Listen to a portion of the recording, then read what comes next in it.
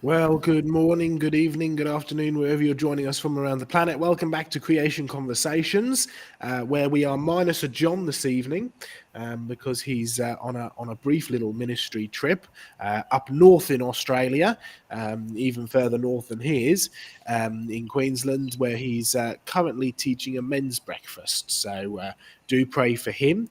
We caught up with him just an hour or so ago, and he's it was at the time busily preparing for this ministry trip. So do keep him in prayer as he teaches while we are teaching effectively on Creation Conversations this evening. But we do have the rest of the team here, which is great. And I'm not doing too bad myself, although I have just sort of recovered from a fluey, coldy something or other, which you may have to excuse me if I have to sort of mute myself to go and clear my throat. But how are the rest of us guys doing today? Diane, what's it like where you are? Oh, well, it's bright and sunny here. After all, it is still summer here. So I'm sitting here with the windows open. So if you do hear any squeaks and squawks, they might be from the birds that are outside in the garden and the open spaces around here. Yes. We can feel very jealous because it's sort of dark and cold at the moment in England. So there we are. Yeah. Well, you're even further south. In fact, you're the southmost of all of us, Craig. How's it down there? Yeah, greetings everyone from Tasmania. It's beautiful down here today and raring to go. Good stuff. Good stuff. Yeah. Glenn, over in the States. Oh, it's beautiful. Sun's been out. You know, it's our winter time. It should be cold, should be miserable, but it's been beautiful. The grandkids have been playing outside in the hammock in shorts and short-sleeve shirts. It's not like any winter I've experienced in a while. Well, it sounds like global warming has sort of hit everywhere other than England at the moment, but that's that's one of the risks of that, isn't it? How are you doing, Sam? I'm all right. Yeah, chucking along. I'll do a little bit of an update in a couple of minutes, but yeah, I'm doing well. Absolutely, yeah. Now, it's been a busy week for all of us, I think. I've sort of come off the back of a ministry trip, and I've launched straight into some kids ministry. It's half term here, February half term here in the UK, and we had four really good sessions, and we're having another session on Sunday with all the local kids down at our church. A lot of unchurched young people coming, and of course they bring their parents, which is even better. A lot of non-Christians, so we get a great chance of taking them through the gospel and teaching them some important stuff, which is wonderful. And the great thing that I love about the Holy Trinity Kids program is that it's very much gospel focused. So we're working through the book of Exodus, and every day we have a pyramid pointer, which points to Jesus Christ, and where the Exodus itself actually points to Jesus Christ, whether it's Moses or the plagues or the blood of the Lamb or the pillars of fire and smoke. So it's been great. It's been great to get involved with that, but it is very busy, sort of up very early and going all the way through. And because it is half term, we've actually had the museum open every day, with the exception of the other day, yesterday, because I wasn't really well enough to be able to cope with it. But it has been some good blessings, and there has been lots of stuff that's come out of that, so that's really good. Diane, how have you been in regards to ministry? How busy with newsletters and stuff like that? Yes, we'll probably send out another email newsletter in the coming weeks. So interesting things to report. John will have some interesting things from his trip up north, and we keep our watching brief on what's going on in the science news, and we look for the odd things as well as the more basic general science things that are memorable, and we have bits of everything from we're looking at the origin of life today. There's been a bit of that. They keep on looking for life's molecules in all sorts of strange places, like the moons of Jupiter and galaxies far away, with this new telescope that NASA have put out there. So that's a bit relevant to what we're doing today. Definitely. No, good stuff. Glenn, how have you been with ministry over in the States? The radio broadcasts are going really good. And this week I was able to write and record 2 more sessions, both of those on macroevolution. And so, yeah, it's been a good week. Good stuff. In fact, you were saying earlier that we're actually going to be showing a special program on the broadcast tonight, which you've used part of in your radio programs, the interview with Professor Ed Kneeland, which we'll talk a little bit about later, because we're actually going to be showing that a little later today in lieu of John not being here. But it's a really great and fascinating program, and I didn't realize until today that it's not actually particularly available to watch anymore, not being on any of our streaming sites or download sites or anything like that. So we're in for a treat when we play that a little bit later. So that's great. Sam, how about a brief update from you, ministry-wise, and then I think Craig has got some slides and a rather interesting report for us. Yeah, sure. So for those of you who have been waiting with bated breath about my Bible Journey Challenge, it's going well. I'm currently on Genesis 31, chucking through slowly. Just read a really weird story about hairy sons and offerings. Mildly confused by that story, but never mind, still plodding on. But in other news as well, I have a guest appearance coming up next week on Standing for Truth. So it's just me. There we go. That's the thumbnail for it. So we're going to be discussing multiple topics. And if you tune in, I'll be giving an update on the Genesis project and giving you a bit more of a behind-the-scenes sort of discussion on how things like this are, like movies like this are made, what technologies we're using, how we're implementing them, and I'm also going to be talking about my book that I'm currently writing as well. I know it's a bit of a strange thing for me, the tech guy, to be writing a book, but there you go. I'm writing a book about the theological. It's a theological analysis of the Godzilla and Jurassic Park films. It's really, really interesting, well, it is to me at least. And I really can't wait for you guys to read it. So fingers crossed, watch this space. It should hopefully be coming out by the middle of this year.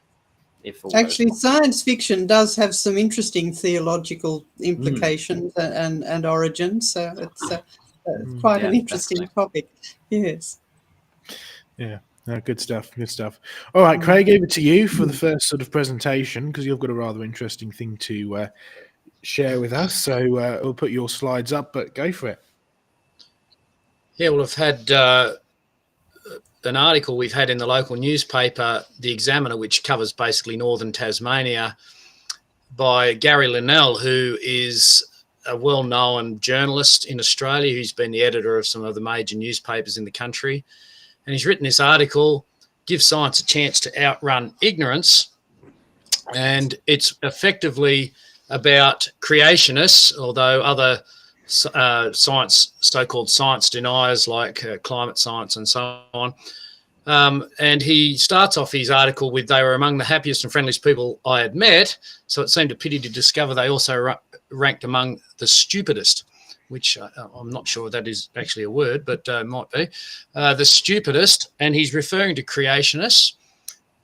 He brings up a whole bunch of things in there, but he went to basically a creationist camp at some point, and he's claiming things like they tore apart the work of millions of scientists and centuries of rigorous observation and testing, which, of course, anyone that's close to this subject knows is not true. And just another little clip there. He also finishes his article off with, "You are not entitled to your opinion," he said. Well, he's quoting someone else who he's agreeing with, that you're not entitled to your opinion. You're entitled to your informed opinion. No one is entitled to be ignorant, and not even the stupid. So, of course, that's a sort of thing that might rankle the feathers of some of us watching this show today, including myself. And it was good that some of you had some input into my response, because otherwise I would have been less than gracious, I think. But the good news is that we were able to get a full-page response last Sunday and I didn't think I had much of a chance. And I know Diane was very sceptical that we'd get in the paper, quite reasonably actually, but we did get a full-page response, and some of the things that I covered are just written there on the right there. Basically calling your opponent stupid is no argument at all. It's a very sloppy argument, and it's a appeal to authority, basically, which is no argument at all. I highlighted that science is built on the work of many creation believers, and that they, in fact, have a religious belief system on naturalistic uniformitarianism, which we could talk about sometime if people don't know what that is, but that's basically a blind religion, and we're going to be talking about that a little bit more today. And I even gave the guy an invite to come and have a look at some of the evidence in our museum, or if he felt inclined to debate us about the so-called irrefutable proofs of evolution that he referred to. Mm-hmm. So that was a real little win, I suppose, in our local neck of the woods to have a full-page response article. It was great that the editor felt that we had that right to respond. So that's it's one of the things we've been doing. We can go back to me, Joe. We've also had a couple of other things going on. We've had a lot of people coming through the museum in the last week or two, and it's been a lot of unchurched people, so we've had great opportunities to present to them some of the evidence. I was also at a conference earlier this week, perhaps a little bit controversial to talk in too much detail on online at the moment, but it was about the LGBTQIA plus issue in the church, and that was being presented down there in Hobart, so we went to that for a couple of days. Really good news out of that from a conservative perspective, in that it's not going anywhere in the Baptist movement in this state at this stage. Good stuff.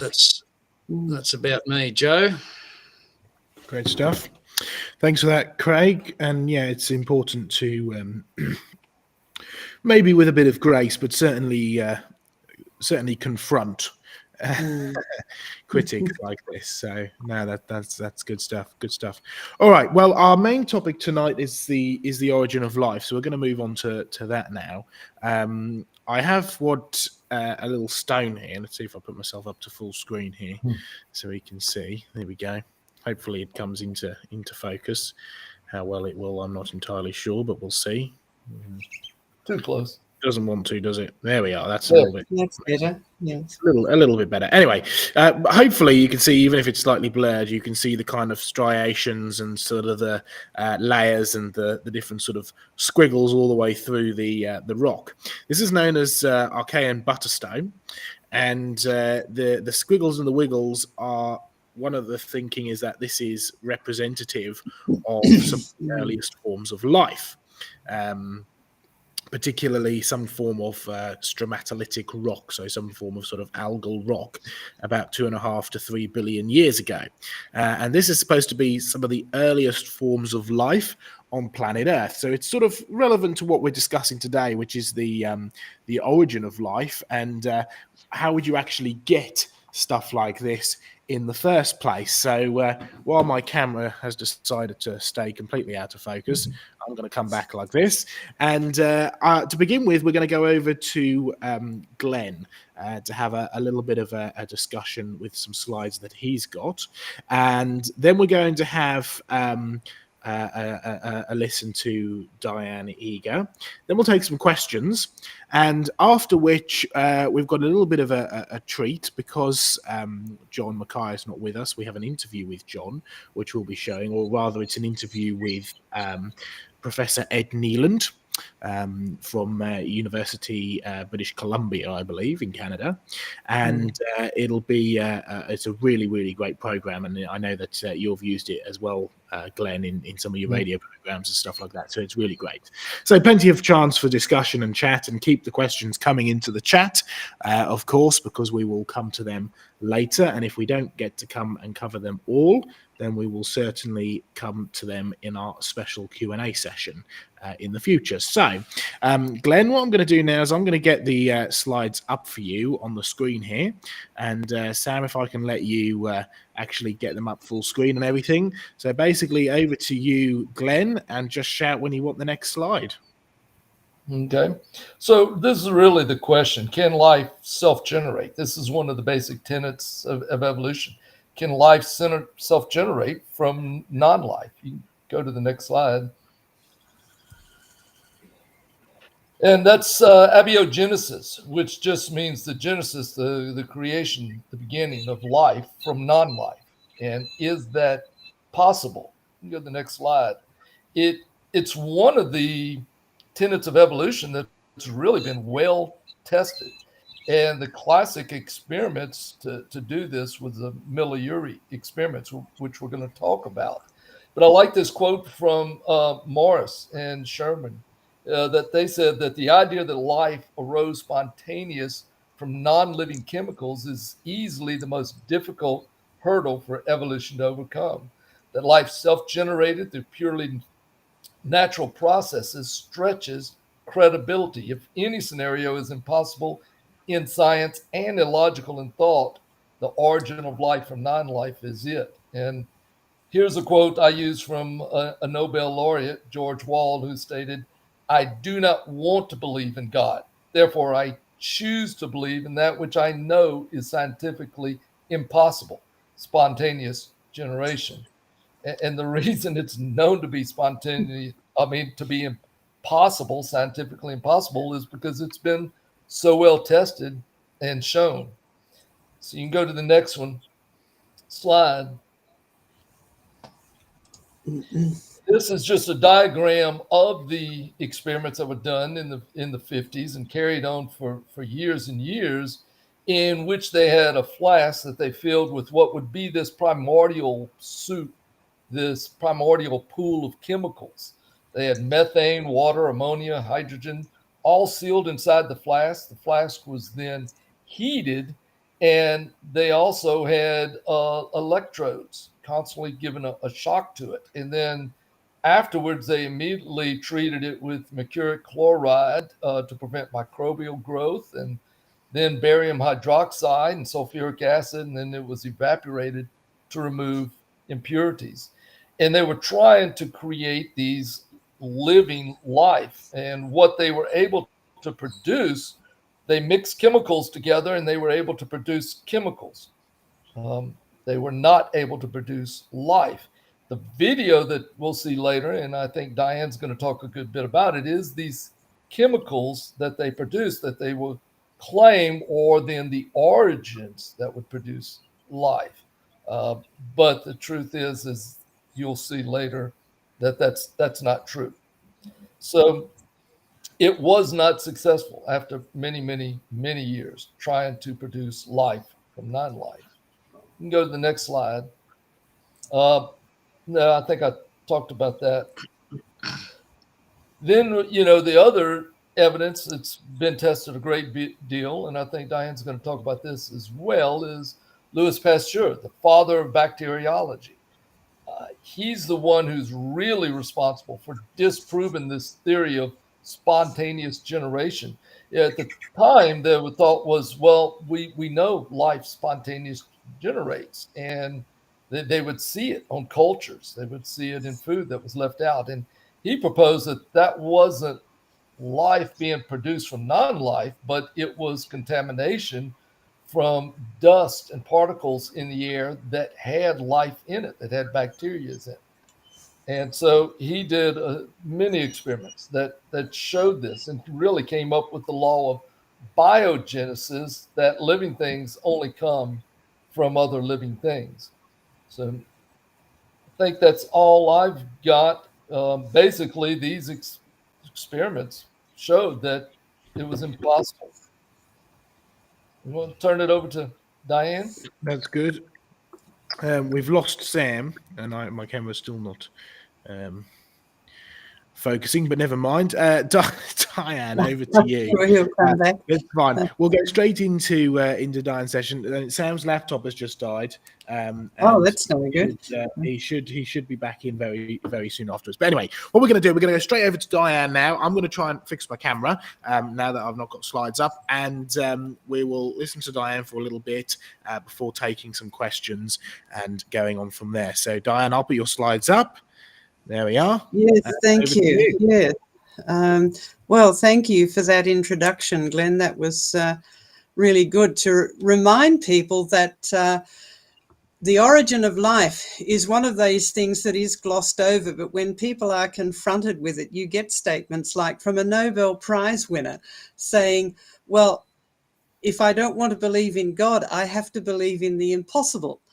And we will come back to that, but let's have a look at just very briefly a bit of history and then a bit more about these supposed chemicals that just spontaneously became life and how chemicals actually behave in the body today as we observe, because if people are going to claim that they're scientific, well, then they have to explain what we actually observe in the real world today.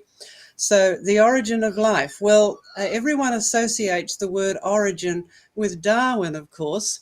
And Darwin wrote a famous book called Origin of Species. But we have to remember that Darwin was a naturalist. He studied whole animals, whole plants.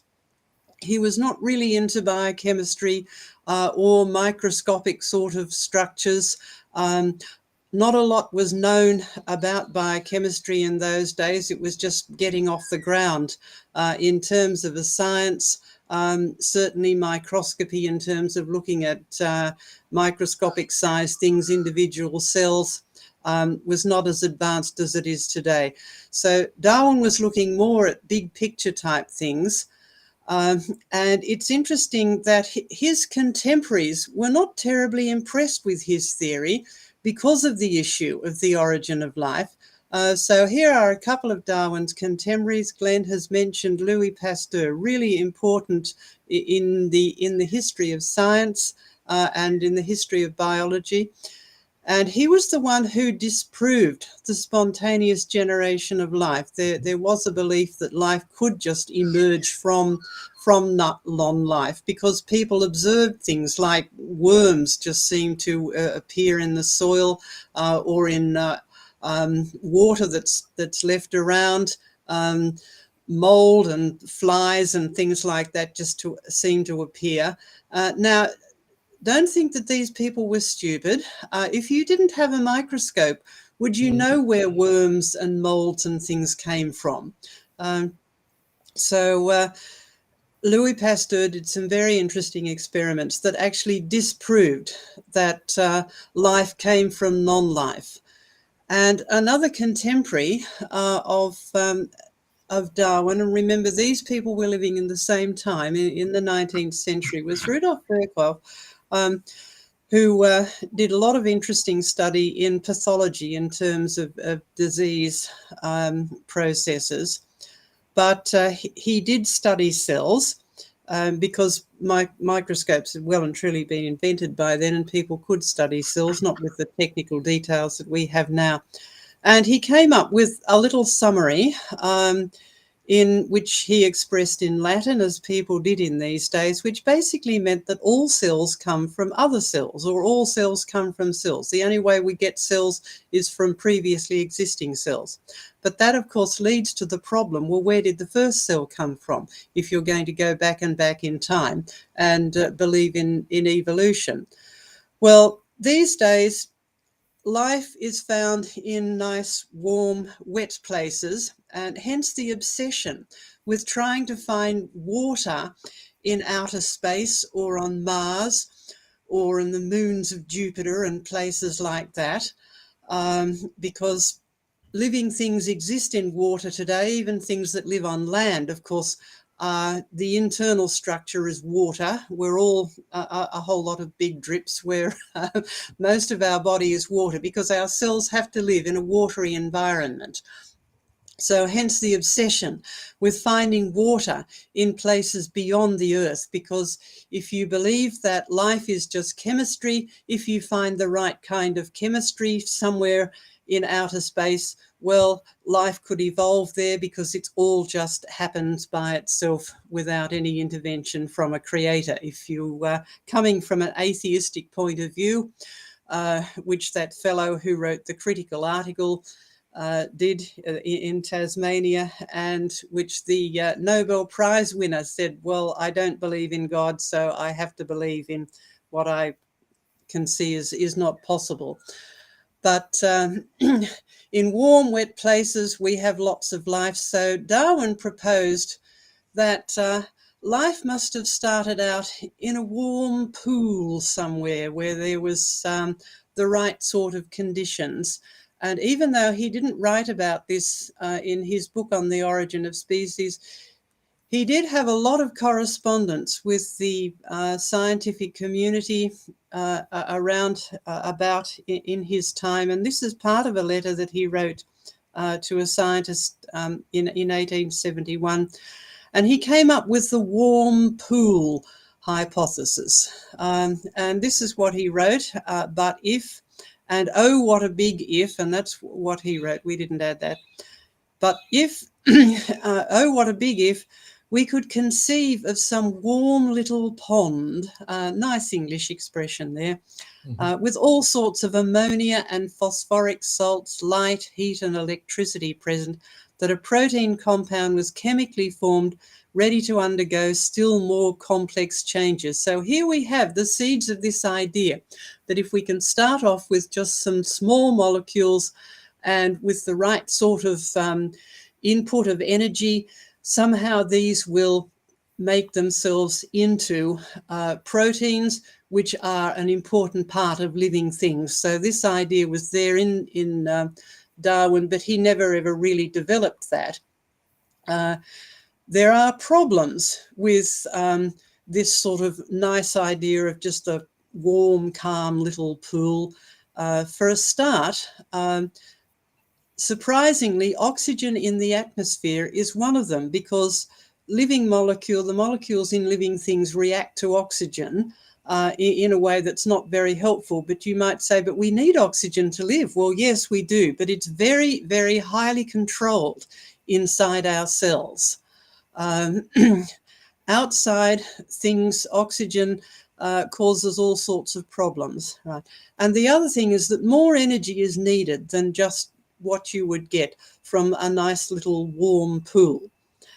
So this idea never really developed while people still had the sort of mindset that, well, maybe God kick-started the first cells, and from then on evolution took over. People were happy to believe that. But as we moved into the 20th century, so the early 1900s, people were less likely to believe that, because atheism was very much on the rise. And so these three scientists had an enormous impact on getting people to think, how did the first life arise? Can we come up with a serious scientific explanation? So A.I. Oparin, that's Alexander Ivanovich Oparin. So he comes from Russia, and he was around about the time, remember the Russian Revolution, 1917, and where Russia was taken over by communists, and the overriding worldview there was atheism, quite aggressive atheism, and they were not going to allow God to even kickstart things into life. It had to start from absolutely nothing. And so that mindset was taken up by a number of scientists, and they had to think, well, how could this happen and overcome the problems that we have with just the warm pool out somewhere being nicely warmed by the sunlight in today's atmosphere? Well, they thought, well, maybe the atmosphere was different. So they came up with a theory that somehow the Earth in the past had a primitive atmosphere that didn't have oxygen in it, but did have a lot of small molecules like methane and ammonia, which are gases that can float around in the atmosphere and can also dissolve in the sea. And maybe some of these small molecules were able to interact in the sea, in water, and you end up with what's called primeval soup. Now, that sounds like something that you might get when a bunch of teenage boys decide to do some cooking, but it basically means life's molecules are made of very small molecules which have been put together to make bigger molecules. So you had a sort of organic soup swishing around in the ocean, and somehow this got together. So finally someone decided, well, let's put this to test. Let's do a proper scientific experiment. And this was the first of a number of these experiments done by Stanley Miller. And he wrote a very famous science paper that's in the journal Science in 1953. And this was the title, A Production of Amino Acids Under Possible Primitive Earth Conditions. So he took that idea of the primitive Earth and said, all right, let's put this to the test. Let's see if we could use that sort of chemical primitives soup idea and see if it actually works, if we give it some energy. Now, this was the first of a whole lot of these experiments with different starting conditions and different sources of energy, but they all have the same basic thing in common. Start off with simple molecules, right? Methane, ammonia, water, and various other noxious things like cyanide and things that you don't think that would be associated with life, but they have carbon and nitrogen as well as hydrogen and oxygen in them, and you need those to make the very, very basic molecules that we have in life. So with Miller's experiment, he produced amino acids, and he did it. He did actually produce amino acids, and amino acids are an important molecule because they are the basis of proteins. Now, we've all heard of proteins. A lot of our body is made up of proteins, right? Muscles, tendons, even bones, all sorts of things like that. And we eat them as well because we need them to build our body. And they are also the molecules of function. So we'll come to that. So by doing these primeval soup experiments, they did come up with some of the stuff of life, as it were. Living cells are made up of large, complex molecules, proteins, nucleic acids, carbohydrates, right? And the interesting thing about these very large, complex molecules is that they do consist of many small molecules that are strung together. So Miller and his contemporaries and all of those who followed on, their mindset was, well, if we can make the small molecules, maybe we can then set up the conditions for them to string themselves together, and we're well on the way to making life. Now, the small molecules are made out of the common elements and the very basic molecules that we find in the earth. And in fact, if you looked at some of these, you would say, well, it's just plain ordinary dirt. It's dust of the ground. So keep that in mind. Well, let's recipe test the primeval soup. Is it the right stuff? Well, we won't go into all the chemical details, but let's just look at the amino acids.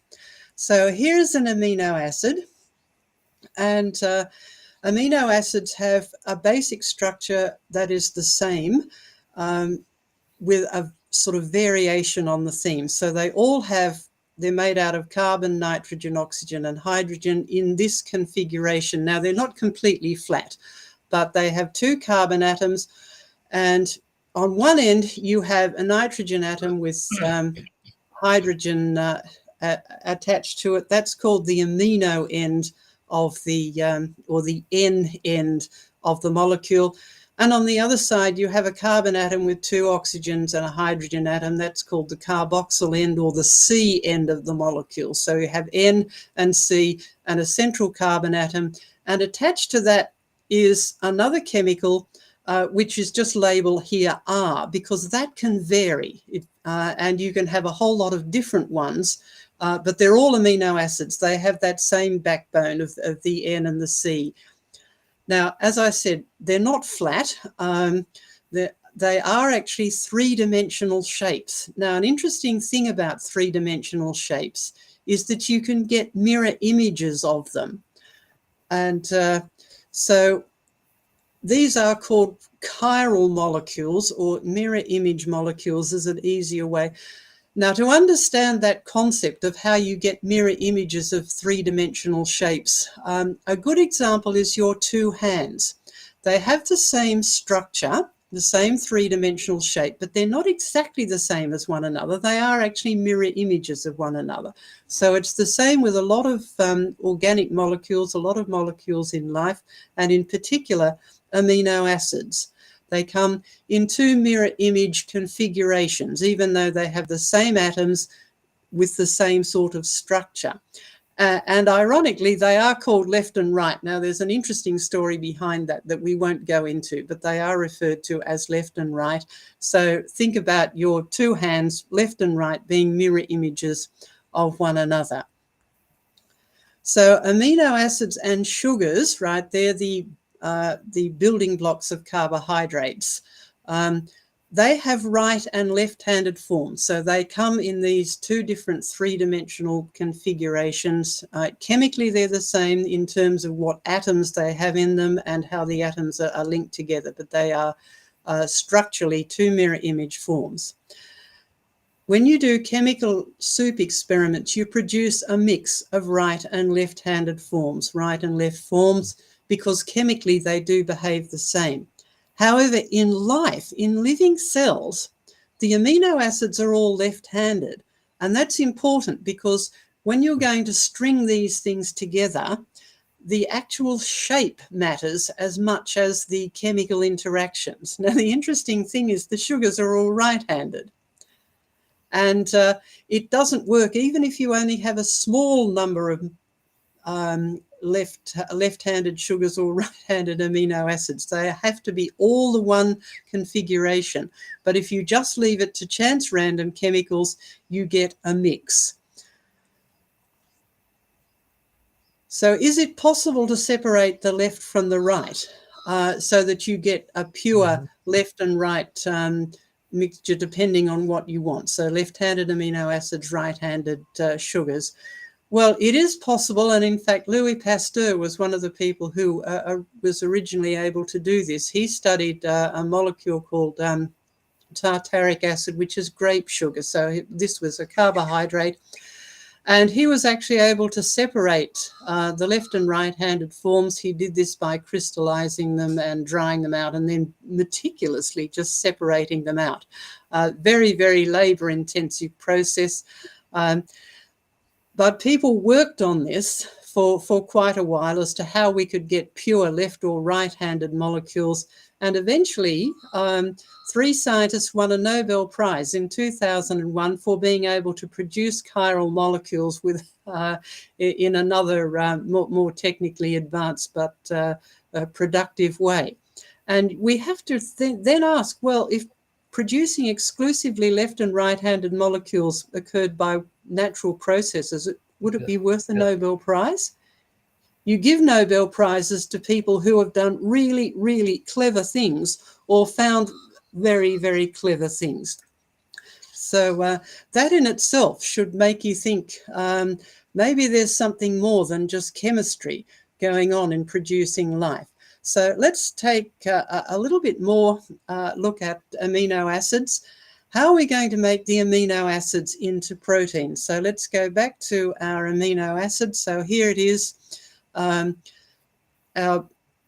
basic plan of an amino acid, an NN and a carboxyl end and a carbon atom in the middle with the variable R group. That means it's a little chemical in itself that's attached to this N and C backbone. Now, in living things, there are 20 different amino acids, so all of your proteins are extremely long strands of mixes of these 20 different amino acids. And the way they are put together in a very simplistic way is that the N and the C ends link up, but always in the same configuration, right? The C end of one links up to the N end of the next one. And so you can line them all up, link them all up and form a sort of backbone that holds this really huge molecule together. And then you have all the R groups, right, which are like a little chemical themselves hanging off the side there. Now, they all have different chemical properties, and that is how you get the different proteins, because those will then interact with each other. Some of them will repel one another, some of them will attract one another, and there are various other chemical interactions involved. And that's how you get your three-dimensional shape. Now, in order to explain that a little bit better, can we come back to us? I've got just something that might help explain that. Here we are. Here is my lovely string of amino acids, right? And I've illustrated the different ones by using these different colors. So each one of those would represent a different R group, and the N to C's, the backbone of it, is what's holding these all together. Now, some of these different chemical forms will repel one another. They want to move away from one another. Some will be attracted to one another, and then you get various sort of hydrophobic interactions and other things that we won't go into the chemistry. But by utilizing that, you can then fold up what is just basically one long string into a very complicated sort of shape, depending on whether these molecules want to all fly away from one another or whether they want to stick together and make curves. And so you can end up with quite a complicated three-dimensional shape, but it's actually all one long string. Now, that's important in terms of how the information that in the cells is stored in order to make one of these things. And that's where we're going to go to now. So let's go back to my slides if we can. So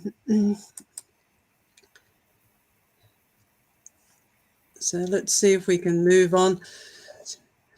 So even though proteins are made out of all of these same bunch of amino acids, right, 20 different amino acids, you can get extraordinarily different shapes and structures. So a couple of proteins you may have heard of, collagen. Now, Joseph, you're investigating collagen at the moment, aren't you? Indeed, yes. That's right, yes. Your bones are actually made up of collagen, as well as calcium. So there's collagen in fossil bones as well. And Joseph is involved in some really interesting studies there. So it is a long fibrous protein. So it has the sort of amino acids that will form long stringy fibers. Another protein you may have heard of is hemoglobin. That's inside your red blood cells, and it carries oxygen around. Now, it's a globular protein. In other words, it's one of those folded up proteins, folded up into a very tight three-dimensional structure designed for carrying oxygen around in your blood. So you can get all sorts of different shapes and configurations depending on the chemical properties and the arrangement of the different amino acids in the protein. So we need to think of, well, what is it that determines the amino acid sequence? The function is determined by its shape, and the shape depends on the amino acid sequence. In other words, how they're organized, which one comes after what other one, so that when the string, if you just let go of the string, it will fold up. Now, again, it is a lot more complicated than that. It won't just sort of spring into a final straight structure, but it does depend on having that right sequence and the interactions you get from those R groups. Now, you've then got an interesting problem. If the function is determined by the shape, and the shape is determined by the amino acid sequence, what determines that sequence? It's not chemistry alone. Those N to C bonds that actually hold them together are all the same. What matters is which R group is hanging off the side. The backbone of it made out of those N to C bonds is all the same. You actually need a source of information to decide whether you're going to put R1 next to R2 or R19 or whatever. The amino acids do have individual names. We'll come to that. So even the most ardent atheists admit there is information in biological molecules. And so this was in an article in the Proceedings of the National Academy of Sciences a while ago. All known life on Earth is based on biological polymers. Okay, polymers just means sort of long strings of small molecules linked up to make a big long one, right? Which act as information carriers and catalysts. Therefore, any theory for the origin of life must address the emergence of such a system.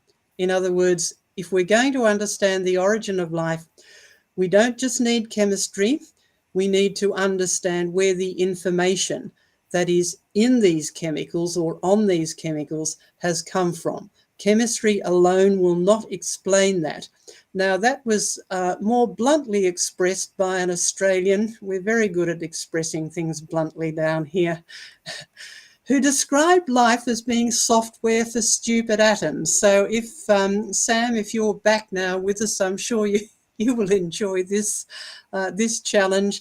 How did stupid atoms spontaneously write their own software? And where did the very peculiar form of information needed to get the first cell up and running come from? So where is the software for the stupid atoms of life? Because life is just made of the same atoms that you do find out in the atmosphere, out in the ground. Well, another big molecule that everyone's heard of, it's become quite iconic these days, is DNA, deoxyribose nucleic acid. You don't need to remember that. DNA will do. Everyone knows what you are talking about. And DNA is another one of these polymers.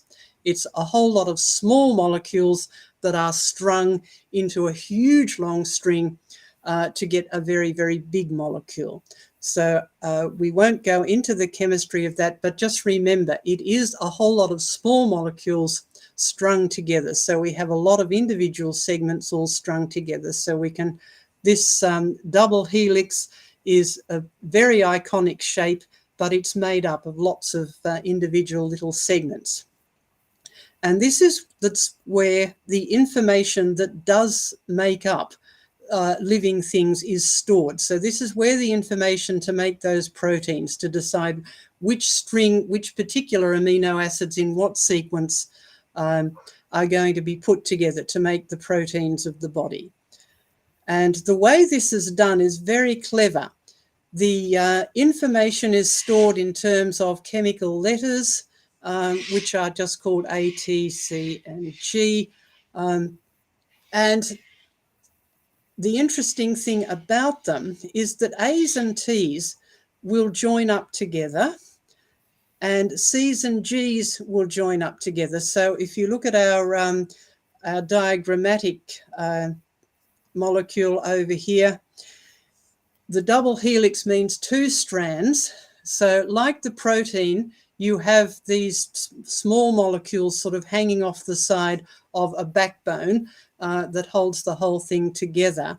And it depends on whether those small molecules are A's, T's, G's, and C's as to what sort of information you've got. And keep in mind that A's and T's are always joining up together, and C's and G's are always joining up together. Now, the really clever thing about this is that that means you can always copy that information accurately. So whenever a cell divides, all of that information has to be copied, and so it can be then used in the two new cells we've got.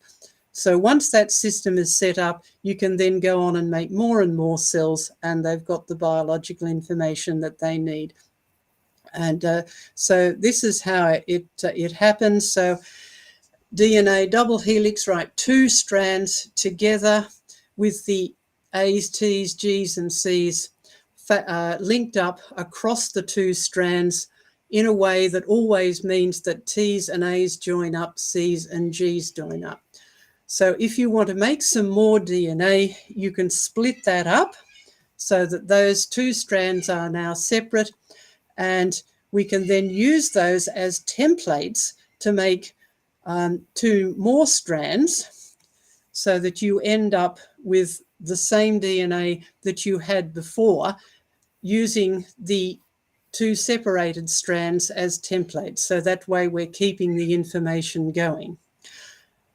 Now, the actual process of doing that is extremely complicated. Here is a diagram. I'm sorry it's on its side. It's just that to fit into the slide format we've got here, it was a bit easier to see. But that doesn't matter. You don't need to know the names of all of these different components here, even though they do have wonderful names like topoisomerase or anything. Just think of every blob on those DNA strands that are being formed is a protein. Now, that brings up another problem, and we'll come back to that, but keep that in mind. So how is this all going to work inside a living cell? Well, that information in DNA is stored in the nucleus of the cell. That's a part of the cell that is very neatly partitioned off, where the DNA is stored in a very highly controlled atmosphere. It's a bit like an archive, because we need to keep this information from being damaged. So it's a bit like if you store information in an archive under very controlled conditions so that it doesn't degenerate. But in order to use the information, it has to be sent out into the rest of the cell, which is called the cytoplasm, which is where all the cellular machinery is going, where we're going to make proteins, and you have all of the various other chemical processes going on. So how does that work? Well, let's look at that in very, very simplistic terms. So we start off with DNA, which is in this archive. And if we want to use the information that is stored in DNA, we don't send the DNA out into the cell. It's a bit like on the building site, you don't take the architect's original drawings, you take copies and take those down to the building site so that the original information is stored where it won't get damaged. So the cell will make a working copy, but it's not DNA, it's a single strand, and it's called RNA. And it's a very similar, chemically quite similar, hence the Na. So DNA is deoxyribose, nucleic acid, RNA is ribonucleic acid, but never mind, DNA and RNA will do.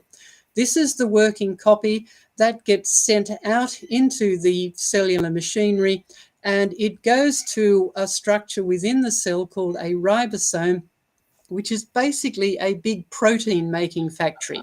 Now, it consists of a whole heap of proteins and some more RNA as well. So it's quite a complicated structure. In fact, they've now sort of unraveled how these work together with all the different proteins and RNA molecules in them. And it needed a supercomputer to actually understand how all the different components inside it work.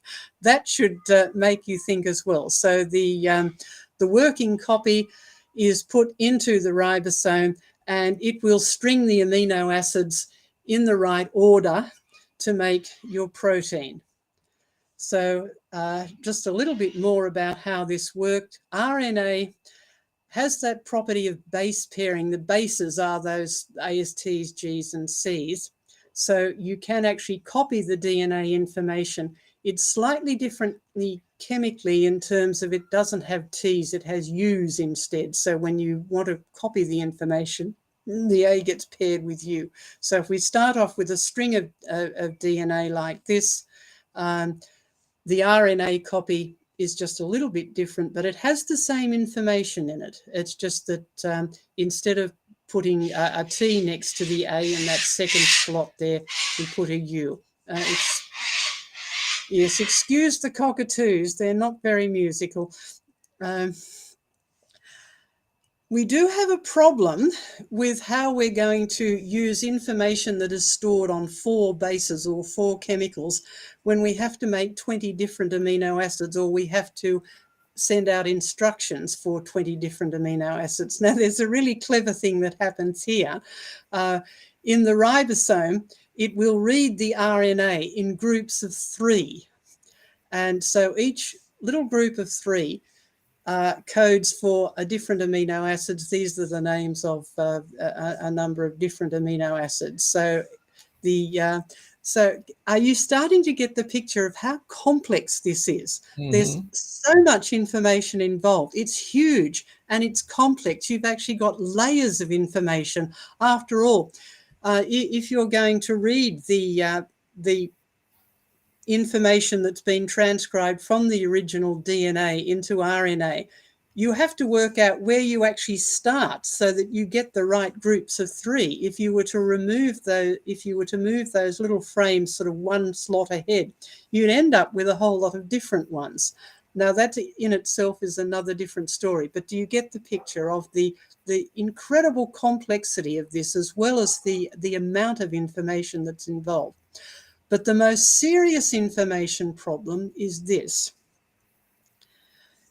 If you want to maintain and copy DNA, you need proteins. In order to make proteins, you have to have a process called transcription, that's how we copy the DNA information to the RNA information. That requires proteins in order to do that.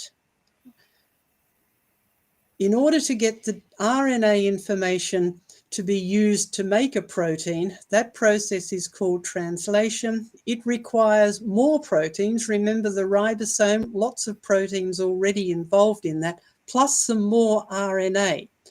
And how do we know how to make the proteins? Well, we have to go back to DNA. We've got a problem here. We can go round and round in circles. Where do we start? Mm-hmm. This is a lovely example of what's called irreducible complexity. This system will not work unless all of those components are there. And none of those components actually generates any of that information. The information is there, but it has to be put there from something outside the system. And that's where the Nobel Prize winning scientists have come unstuck. They cannot account for where that information came from, because they have studied the molecules of life and they know it doesn't generate its own information. So how are we going to explain the origin of life? Not from chemical soup. What we need is the Creator's word. And this is where they come unstuck. They want chemical soup, but we know it's actually the Creator's word. The chemistry is there, but there's more to it. So the origin of life is not just chemistry. It does involve lots of information. And doesn't that make you think of something? In the beginning was the Word. And who was the Word? Right? All things were made by Christ and for Christ. So if we can just come back to us, I think we probably generated enough information there for a few questions. So maybe we could have a look at some of those. Well, Diane, if the rocks cry out the glory of God, then what does the cell do, hey? It shouts even louder. Indeed. Yes. Well, it's the creation that is the living things that Romans says that God has stamped his very nature into creation, so that we are without excuse but to believe in Jesus indeed. Christ. So very vitally important there. Yes, I think it's about time we took a few questions, and then we're going to have a blast from the past, and I'll get Diane to introduce that, and then we're going to watch this interview with Professor Ed Kneeland, which I'll explain a little bit more about in a bit. But for the time being, Sam, it's going to be handed over to you to take us through some thank yous first of all, and then into some questions. Yeah. Okay. So we've got some thanks to give out first. So Doki Doki coming in swinging with 149 US buckaroos, a red box of popcorn. I did actually polish off my popcorn earlier, so that was preemptive. Preemptive. Yeah. Oh well, we are going to watch a movie, so we'll have a there box you go. of popcorn. There you go. And then Doki Doki again coming in with a super sticker 149 US Buckaroos, a banana. Just banana, as you do. Need your potassium. Jim P coming in with 199 Aussie Buckaroos, a slice of pink birthday cake with purple icing and a candle just to top it off. You're a week ahead, mate. You're a week ahead there with the birthday cake. I think that's next week, isn't it, Sam, or the week after? Something like that. Yes, the week after next. Week after next is our birthday one. And then we have Iron Mac coming in with 4 US Buckaroos, a pair character exaggeratingly stretching his arm forward to offer a cup of coffee. Much appreciated. We're always grateful for a cup of coffee. It's morning here. We need our cups of coffee. Love it. And Keith coming in with 9.99 US Buckaroos. Love this teaching. Thank you so much, everyone, for your stickers and donations. Thank you so much. I would encourage you to, if you are financially able to, and you feel led to by the Lord, to donate to Creation Research, because we do always need to keep the ministry going, and times are tougher than they used to be. So we do appreciate everything you give. It really does mean a lot to us. Right, okay, let's do a question. And as Doki Doki came in with the first super sticker of the evening, he gets the first question. Doki Doki says, how would you respond to those who distance themselves from the problems of abiogenesis as not important to the evolutionary debate? Well, unless you have either a creation or a biogenesis, you haven't got an evolutionary debate to begin with. But anyway, I once actually heard a lawyer make that very point, and he was giving a lecture on legal things, but he came earlier in the conference that I was at and listened to the lecture on abiogenesis that was given by one of our scientific colleagues, and he got up and he said, look, this lecture has just proved that the rest of it couldn't happen, because as a lawyer he knew that if you don't have the first step in a sequence of events, it doesn't matter how logical a story you tell after that. If the first thing didn't happen, the rest of it didn't happen. It's a very good point. And that's why it's good to spend time discussing things like this, to discuss the origin of life, biogenesis, and so on and so forth. So yeah, no, good thing. All right, do we want to do another question? Yeah, let's do another question. Why not? Okay, well, I've got to give thanks again, because Doki Doki coming in swinging again with 149 US Buckaroos, a banana peel. So he's eaten the banana he gave us, and he's given us the banana peel now. Oh dear. Well, we'll try not to slip on it.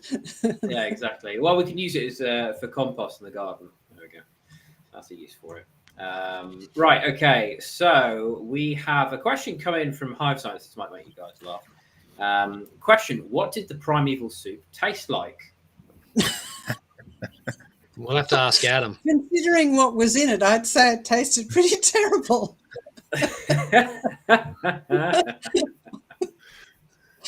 You might have to ask the aliens who seeded life in that food. Yeah. Absolutely. Very good. Shall we? Right. Have we got another quick question there, Sam? Yeah, we've got another question here. This one comes in from Doki Doki again. Doki is asking, what do you think of the early RNA world hypothesis? All right. The early RNA hypothesis is, everyone knows DNA is a very, very huge and very complicated molecule. Maybe we can start with a simpler one like RNA, which is a single strand, so it's a simpler molecule. And a couple of decades ago, a really interesting thing was found out about RNA, in that it can act as a catalyst. In other words, it can, it's not just an information character, it can actually act as a catalyst. In other words, it can make chemical reactions happen. And some RNA molecules are almost capable of reproducing themselves. So people sort of clung onto that and say, right, maybe life started with RNA molecules because they have these other properties apart from just passively carrying information. However, it really does not work. RNA is a fairly fragile molecule. After all, it's only made to be a sort of temporary molecule, so it does tend to fall to bits fairly easily in the wrong sorts of conditions. And certainly you can't just put some out in the sea or out in the water without it falling to bits. I remember reading a quote from another chemist who criticized this theory, and he, not from a creation point of view, but just simply from a chemical point of view, and said, if you look at RNA, it almost screams at you, I did not evolve in water. So it's an interesting idea, but it doesn't solve any problems in terms of the chemistry. RNA just tends to fall to bits faster than it can be made, really, if you just leave it to chemistry. Particularly in water by hydrolysis. Yes. Mm. What amazes me is even the simple experiment that Miller and Urey did took an enormous amount of intelligent design. That was not a random natural process. And then you get to, the genesis of the chemicals themselves that were put into this soup. The complexity is just unimaginable. Well, the thing that comes to mind for me with Stanley Miller, he spent his entire career trying to prove that life could come from these non-living chemicals. And so there's two things that come to mind for me with Stanley Miller, and I don't want to be mean, but he was, one, persistent, but two, he was a persistent failure, because he just never succeeded in his entire career in doing what he was trying to do. So sad that someone would spend so much energy and intelligence, really, to prove something that's not happening. Yeah, indeed. Right. Well, it's time for, we've got some more questions come through, but we'll deal with them a little bit later. It's time for a blast from the past before we go into this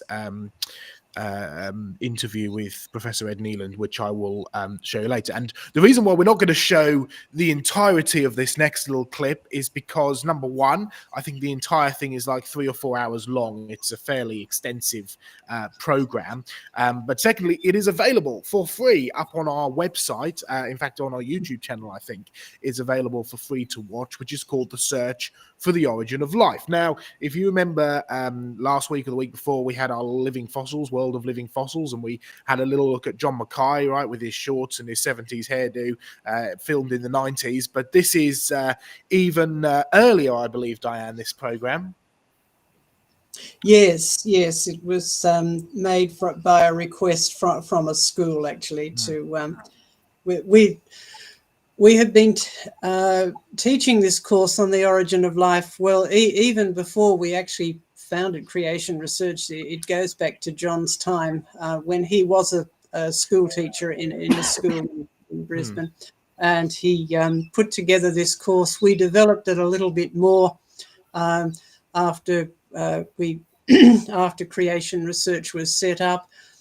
And we had it available just as a book, but John was asked if he would actually teach it in a live classroom, and they filmed that. So we have some of this archival footage, as it were. Yes. It's a great program, and it's taught as sort of a like a lecture to students. Yes. It covers a lot of information, and even though obviously the camera and the hairdos are a bit dated, the the actual content is very, very good. So we're just going to show you a short little clip to get you excited about it, and make sure you go over and watch the entire program. It's available on our YouTube. But let's just watch a little short 5-minute clip of John talking and presenting this before we discuss a little bit further about the origin of life and have a look at that Professor Ed Kneeland interview as well. So over to the clip.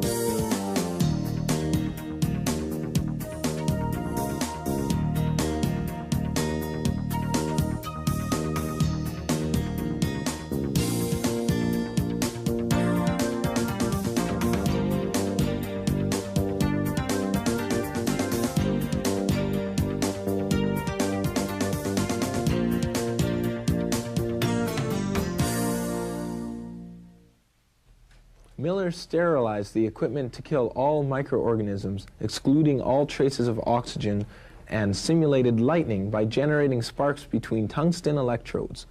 Incredibly, within a week, the raw materials of life assembled themselves like enchanted building blocks, creating the ordered structures of amino acids, the building blocks of proteins, where before there had been only chaos.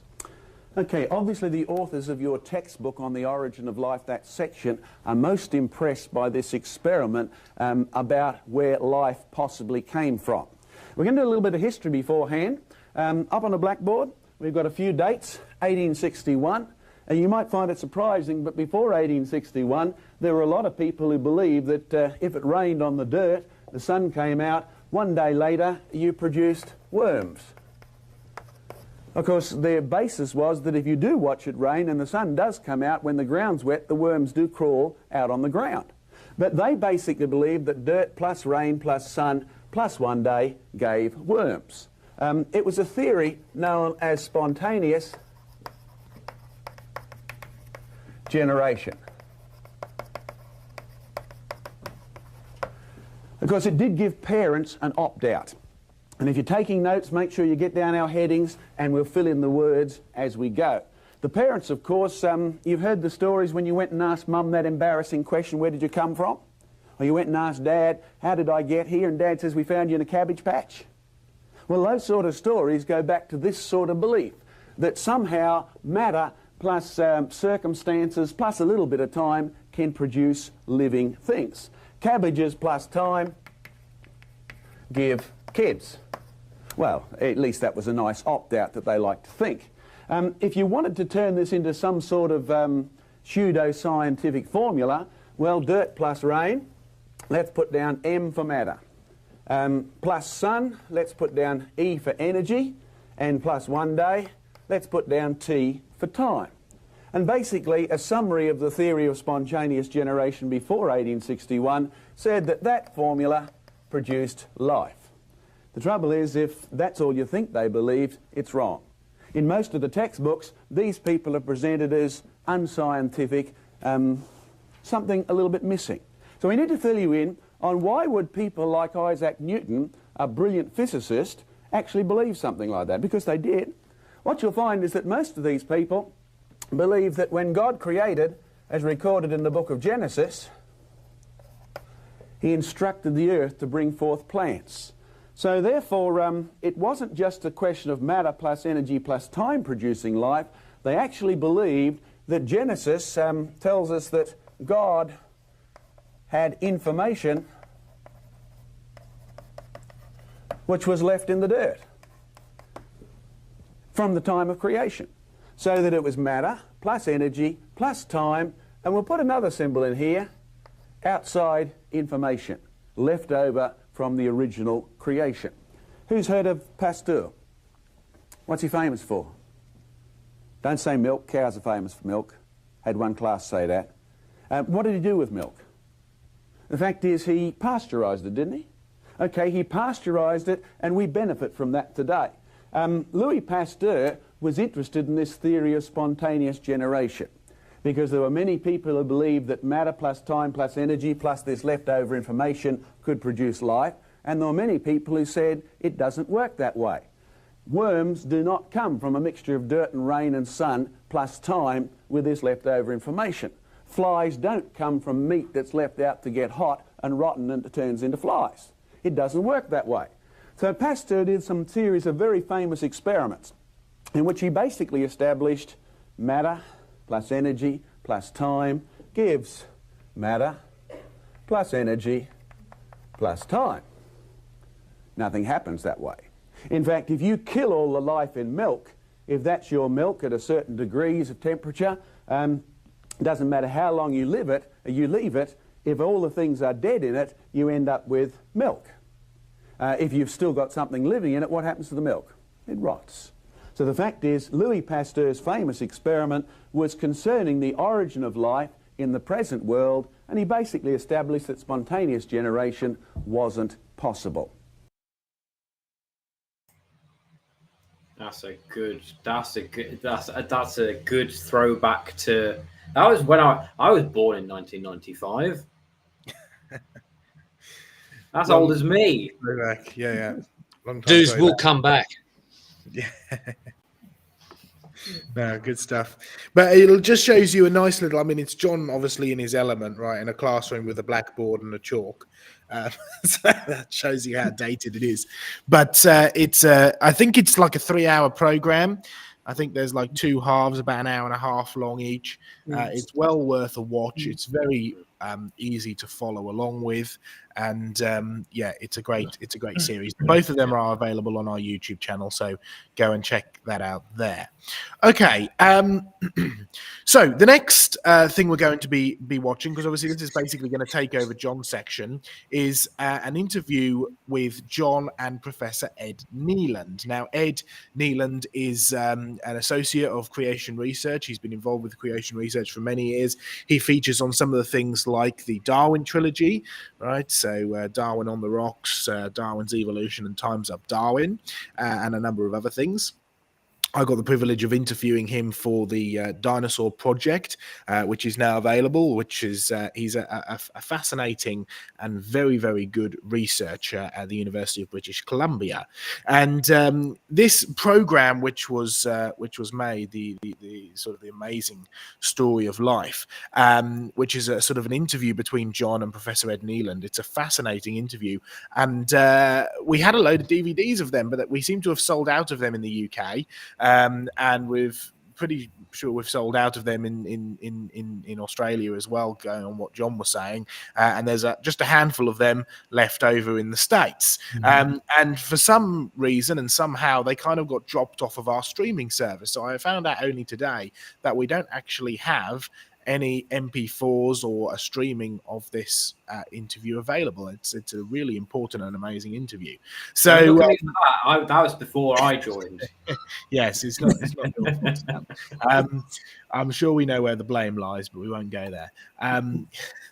But I got Sarah and my wife today to sort of work her wonderful technology, and ended up basically taking a digital copy from one of the DVDs, which is what we're going to play in a moment. So an interview between Professor Ed Kneeland from the University of British Columbia and John Mackay talking about the origin of life and some of this complexity side of things as well. So his background is making up molecules. So if anybody knows, it's going to be him. And so what you're effectively getting are 2 very qualified, very competent biologists, or people with biology backgrounds, both Diane Eager and now Professor Ed Kneeland, basically detailing down the origin of life and abiogenesis and the complexity that is found in these things. So while I pull that up, Diane, have you got any things you'd like to say about Ed Kneeland or this program? Yes, he's been a long-time colleague of ours. His area is, he'll explain, that is synthetic chemistry. In other words, synthetic meaning putting molecules together. And he will tell you, what a complex process it is, and how many people involved. In other words, how many human brains are necessary to even make a fairly small organic molecule. So as you say, if anyone can tell you how to put molecules together to make bigger and biologically active molecules, he is the one to do it. And we're very grateful for his support and for his advice, particularly in matters of organic chemistry. So yes, this is a very interesting interview.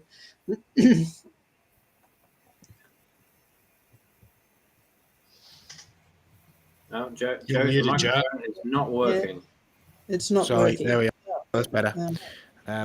Is that better? Yep. Testing. Good. Right. I think this is all ready to go now. Hopefully the sound also works. But let's watch this. It's about 20 minutes long, so it's about the length of one presentation, and that'll give us just enough time to have a bit of a chat at the end and answer some questions. But this is absolutely fascinating, and effectively it is unavailable as of yet. We will try and rectify that, but sit back and enjoy, because this is a rather fantastic program.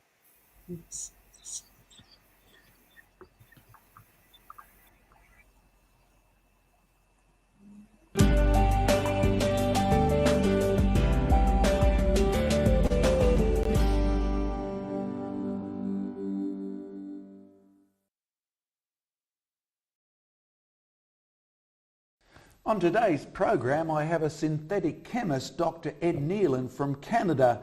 G'day, mate. It's good to have you on the program. Thank you very much, John. Okay, now, what's exactly a synthetic chemist do?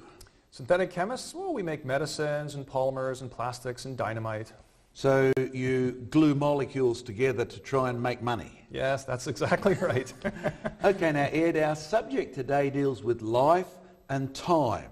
Because you see, I do lots of work in universities and colleges and even high schools, and their textbooks are full of the theory of evolution, but almost every one of them starts with a thing called Miller's amino acid experiment, in which these amino acids, which are part of protein, somehow got together by themselves, and you and I are the end result. Now, you're someone who professionally has to put molecules together. What's your honest opinion as a researcher on this thesis of molecules gluing themselves together? I just wish it were true, John, because it would make my life so much easier. More profit, eh? Less time. Well, yeah, let me give you an example. As a chemist, I try to put together a medicine. It may take me 2 or 3 years of supervising graduate students, thinking about ideas. Now, this is not just theory. You've actually done this. This is how you earn your living. Absolutely. This is my bread and butter. This is what I was trained in. And it takes a long time. It takes exacting conditions and right molarities and concentrations and purification techniques. And molecules just don't come together nicely to build complex structures. That's why we pay a lot for your drugs. That's you do. Aha. It's not the chemicals, it's the time, the effort, the intelligence. Yes. Okay, but Miller's amino acid experiment, because I learned it at school, and I've still noted it in present-day textbooks, says these molecules got together by themselves, and given long enough, they became more and more sophisticated until Dr. Ed Kneeland is the result. Well, that's a nice story, John. But the reality of it is if you put together chemicals, let's say some ammonia and some water and whatever you've got, cyanide, you can mix all sorts of things together. It's true that if you heat them or give them an energy source, you'll get them to react. I mean, that's how I make my money. But they don't react to create the molecules that make up the cell. There are a lot of problems. You get oftentimes intractable tars. You get wonderful mixtures of compounds which will not selectively react with each other to make the things that we need to make life. But the textbooks say these amino acids hook together to make proteins, and proteins somehow end up as frogs and fishes and birds and dinosaurs and people. From a chemist's perspective, you just said this is not what happens, but when you are actually dealing with this experiment, what does happen? What does happen is the amino acids do link up, and you will get proteins, but the wrong types. You'll get mixtures of handed molecules coming together. What do you mean by handed molecules? It turns out that life is either one mirror image or the other when it comes to making molecules. You mean like when I look in the mirror I see myself, but I'm actually backwards? Yes. Or think of your hands. You could think of molecules. Have you ever noticed how your hands are not the same hand? So you've got a left and a right hand. Try putting your left hand in a right glove. It's not right. It feels wrong. And molecules are the same way. Now it turns out that when you make molecules of life, they're all the L amino acids, let's say the left hand, and there are no R or right amino acids that come along with it. And so this is very important because Miller's experiment, even though it did generate some amino acids, not all of them by the way, they made mixtures of both handedness, both hands of these compounds. Why would that matter? Oh, it makes a big difference because when you're putting amino acids together to make proteins, it's got to be all one mirror image to make that protein. If even one right-handed or the other enantiomer molecule gets in there, that's the end of your protein. It will not function as it's supposed to. You mean it won't hook up in the right way? It won't do its job because life depends on proteins, which are enzymes. And they're very finely crafted, beautiful compounds that have clefts in them. And you don't get the right shaped clefts if you don't get the right handed molecules making up the protein. You mean it's like a lock and key sort of thing? Very much so. And you get the wrong lock for the wrong key if you start mixing together these mirror molecules. But surely the textbooks say given long enough, you could end up with the right ones, or in this case, the left ones. No, it's just the exact opposite. What happens is, even if you happen to make, let's say, one mirror image molecule, if you give it enough time, it'll turn into a mixture of both mirror image molecules over time. They what's called racemize. And so time is not the hero of the plot here. And what's worse is the longer you leave chemicals, the more they react together, the more they start making tars and polymers, which are completely what's useless. actually a tar? Because I've seen it on the road, but what do you mean as a chemist by a tar? Think of a tar as lots and lots of molecules bonding together, bonding together, bonding together. Then they continue to bond until they become very large molecules. These are what tars are. They're polymers. So that's why the road surface sticks together. That's right. Aha, never knew that. Thank you, Dr. Ed. Well, you've been listening to Dr. Ed Kneeland. He's a synthetic chemist, and our subject today is where does life come from, how do the molecules work, and the big issue of time. Now, Ed, we continue to read in the textbooks that, okay, some of these criticisms you're making are valid, but given that hydrothermal vents could enable this process to keep going in one direction, well, in your job as a chemist who works with water and hot stuff, what do you think of the next step that's suggested in this process? Well, it seems like a grasping at straws to me, John, to be honest.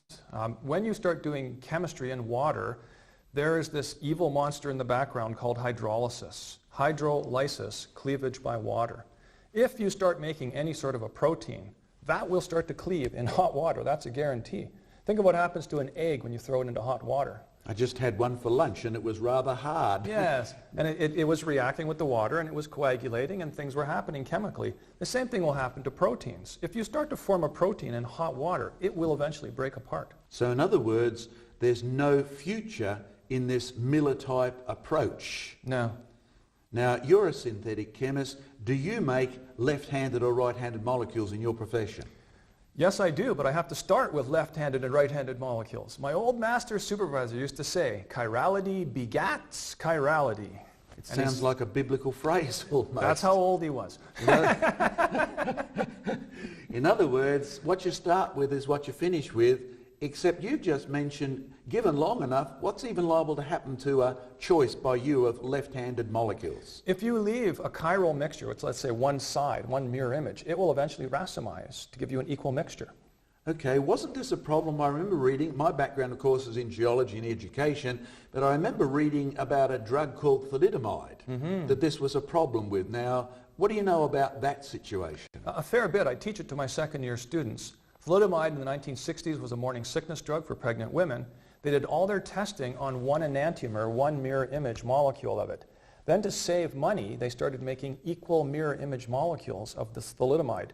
Turned out that this mirror image molecule was actually teratogenic. It went after the baby in the womb. And so when women started taking thalidomide in the 60s, yes, this mirror image molecule was safe and actually cured the morning sickness. It was this mirror image molecule that actually caused genetic defects in the children so that they were born with shortened legs and limbs. So if you had 50-50 left-handed, right-handed mixture, the drug really was just as much bad as it was good? Very much so. In fact, more worse than good. Okay, so I remember the results because many of the women had children who were born deformed, etc. Yes. But haven't recently one of the big companies tried to bring thalidomide back on the market? It's true. They're trying to use it for treating leprosy, Hansen's disease, and they've been quite successful with that. Well, what have they done to it that, I mean, do they only give it to men? No. They're very, very strict about who gets it, and you have to take it very quickly because it does racemize over time. It does, the L will turn into the D enantiomer. So what you're really saying, Ed, is that even if you could kickstart amino acids, and even if you could have a hydrothermal vent full of left-handed amino acids, given a short time, not a long time, given a short time, you'll end up with left-handed and right-hand, which is what won't work for making life. Correct, and it's quite a gift just to start with left-handed amino acids, by the way. I know of no possibility of starting with just left-handed. Chirality begats chirality. What do you mean? Because you said you start with chirality molecules. Do you mean you have to get it from a source where they already exist? Yes, I have to buy it from chemical manufacturing companies. So where do they get it from? They get it from nature. Ah, so we haven't yet figured out how to make just one variety. Not by itself. Okay, one question to finish this segment. How long does this sort of breakdown take? You said with thalidomide, it's real fast. What does real fast mean? It could be as fast as weeks. Weeks? Yeah. Okay, what about amino acids? Amino acids can racemize probably months. Okay, now we talked during our lunch break a little while ago about using amino acids to date parts of our body because they break down at a fairly rapid rate. Which part of our body do we use them in? Well, amino acids? Yeah. Every part of our body almost. So they're in the whole lot of us, but Yeah. do we date the whole lot of us, or you were mentioning teeth? How does that work? In teeth, you can have amino acid ratios, and it's well known that if you actually take a look at old teeth, the amino acids that start off with L start becoming racemic, L and D, both mixtures. You mean the longer I'm here, the more D I'm getting? That's basically the idea, yeah. So when I'm ultimately dead, I'm 50% left hand, 50% right hand. Is that what you're saying? Yes. When Mr. Miller did his experiment, what percentage did he end up with? 50-50. So he didn't invent life, he invented death. He did. It would have been cheaper to shoot a cow, wouldn't it? Well, listen, we've been talking with Dr. Ed Kneeland. He's a synthetic chemist, and if you've been enjoying the program, you can learn more on creationresearch.net. That's creationresearch.net. Now we'll get back to Dr. Ed with a few more questions. Now, Ed, in the textbooks, we've been sort of following their theme, amino acids to proteins to hydrothermal vents, and from your perspective, just to remind people, this whole, given millions of years it's possible, as a synthetic chemist, you say there's no way it is. That's correct, John. Chemicals do not spontaneously synthesize into cell biomolecules. They take intelligent chemists like you to do it. And a lot of time and money. So even though you don't get involved in religious stuff in your laboratory, you're convinced that you need an intelligent designer to design molecules like we find in real life? It absolutely screams of intelligent design. I mean, just take the analogy. If it takes an intelligent PhD, supposedly me, and my graduate Sorry students... for laughing. and my graduate students to make a compound, and it's a simple compound, then imagine taking a look at these mega giant structures in the cell, which are awesome in their complexity.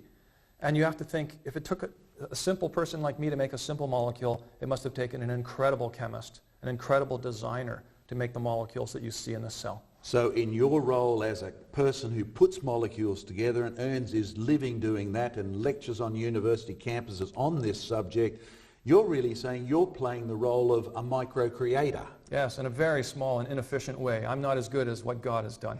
Okay, so moving one step up, the textbooks leap, and I really say leap, from the chapter on amino acids and protein straight up to things like DNA and full-blown cells. There's no chapters in between. But, with DNA, I read a chapter on DNA and it said it's got right-handed sugars.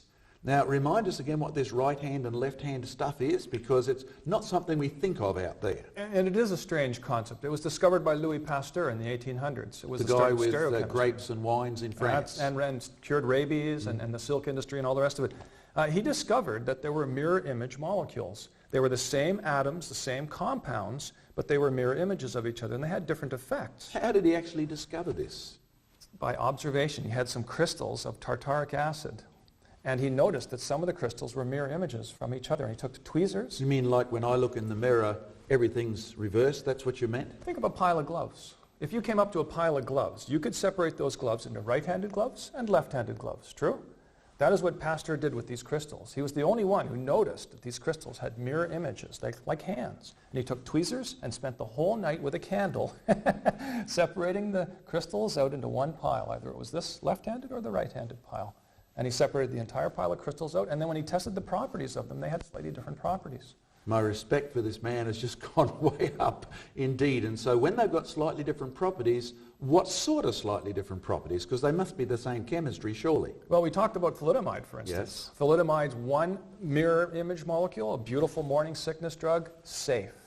Its mirror image molecule, teratogenic, goes after the baby in the womb, creates deformations and mutations. So and just having one part facing a different direction, geometrically as to say, causes a totally different set of reactions? It's amazing how finely balanced it is, yes. So what was the difference between these left-handed and right-hand tartaric acids?